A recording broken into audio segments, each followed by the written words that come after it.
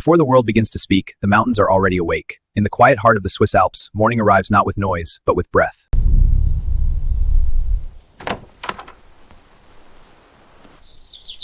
The first streams are tested by hand, warm, fresh, alive. This milk is not just product, it is livelihood.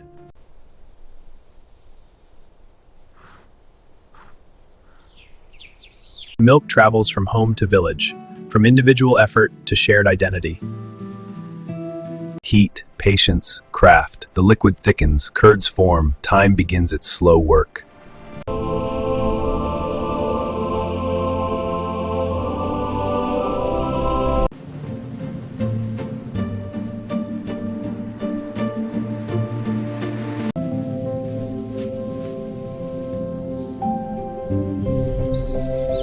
When the sun disappears behind the peaks, the rhythm slows. Nothing is wasted, nothing is rushed.